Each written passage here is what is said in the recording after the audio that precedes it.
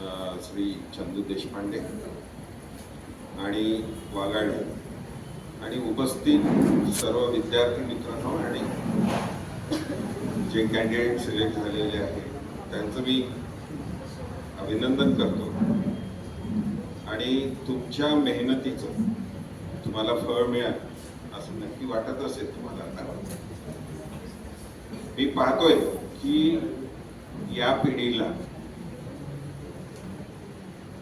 या पिढीचा जो स्ट्रगल आहे किंवा या पिढीची जी धडपड आहे ही धडपड आमच्या पिढीपेक्षा काही पटीने जास्त. मला आठवते की मी जेव्हा बी पास झालो आणि मी सरळ आमच्या चीफ इंजिनियरला भेटलो, त्यांनी मला लगेच अपॉइंटमेंट ऑर्डर केली. सुरुवातीला ती टेम्पररी होती, पण आपोआप 1-1.5 वर्षात मी रेग्युलर होऊन गेलो. मला कुठल्याही स्पर्धा परीक्षा द्यायचा अनुभव नव्हता, कुठल्याही स्पर्धा परीक्षेला बसावे लागलं नाही. आणि त्यावेळेला परिस्थिती ही अशी होती की तुम्ही काही स्ट्रीममधून समजा अभ्यास केला, पदवी प्राप्त केली तर तुम्हाला वाटेल तेवढे फील्ड अवेलेबल. पण सध्या परिस्थिती तशी नाही ना. सध्या परिस्थिती म्हणजे 1-2-3 वर्षांपूर्वी इंजिनियर्सला बऱ्यापैकी एक स्कोप होता आणि कॅम्पस इंटरव्ह्यूज होते. कॅम्पस इंटरव्ह्यूजमध्ये सिलेक्शन होतं, प्लेसमेंट होतं, सगळं होतं.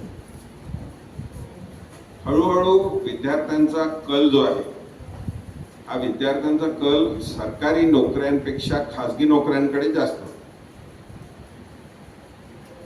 पण ही झाली जे व्यावसायिक अभ्यासक्रम आहे, म्हणजे इंजिनिअरिंग झालं, म्हणजे सगळे जे टेक्निकल होते अभ्यासक्रम, त्या विषयांना किंवा त्या विषयांमध्ये जे अभ्यास करत होते, पदवी प्राप्त करत होते, ते त्यांच्यासाठी. बाकीच्यांसाठी काय? बाकीच्यांसाठी खरोखरच परिस्थिती थोडीशी गंभीर होती. मधल्या 3-4 वर्षात तर पूर्ण नोकरीच्या संधीच नव्हत्या. आता पुन्हा थोडं संधी प्राप्त होत आहे.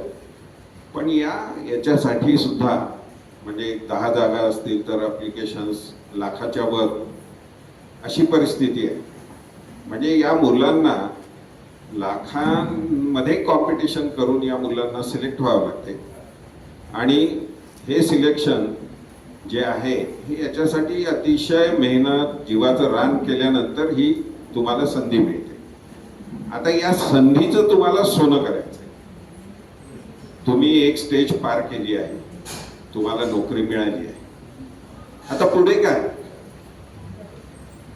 पुढे तुम्हाला तुमचं आयुष्य घडवायचं असेल तर माझा असा तुम्हाला सल्ला आहे की 4 गोष्टींची तुम्हाला काळजी घ्यायची. एक तर तुमचं नोकरीचं जे फील्ड आहे त्या फील्डमध्ये जास्तीत जास्त प्रावीण्य प्राप्त करा. दुसरं तुमचं आर्थिक स्थैर्य. हे आर्थिक स्थैर्य कसं प्राप्त होईल याची काळजी घ्या. तिसरी तुमची तब्येत व्यवस्थित ठेवा, कारण तुमचा जो जॉब आहे हा सिटिंग जॉब आहे. म्हणून रेग्युलर फिरणं, रेग्युलर व्यायाम हे अतिशय महत्त्वाचं आहे.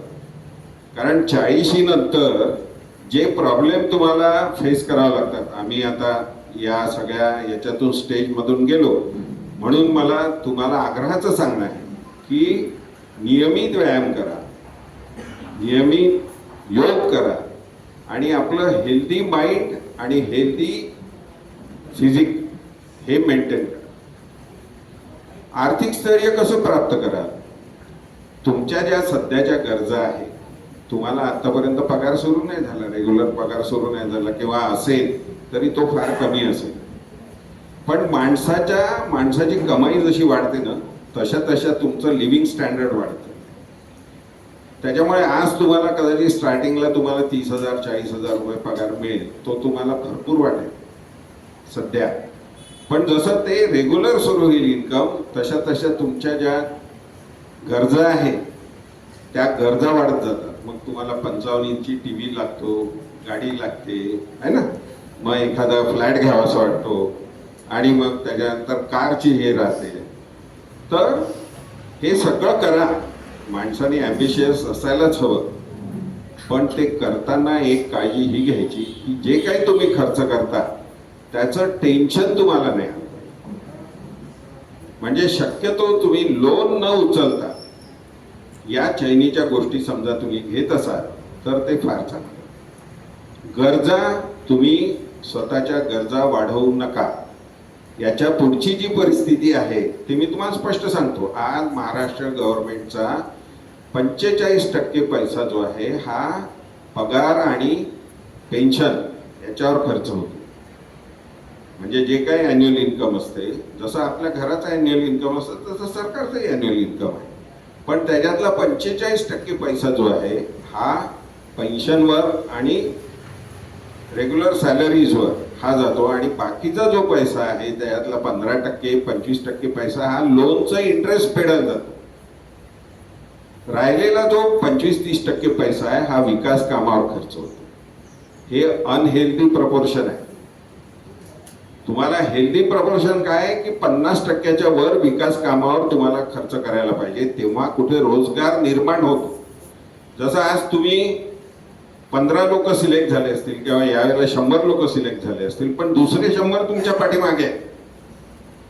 त्यांना समजा नोकरी पाहिजे असेल, त्यांना समजा रोजगार उपलब्ध करून द्यायचा असेल तर सरकारचा जास्तीत जास्त पैसे हे विकास कामावर खर्च झाला तर तो रोजगार उपलब्ध होतो. आणि हे सरकार करण्यासाठी पेन्शन बंद करण्याची केव्हाही वेळ येऊ शकते.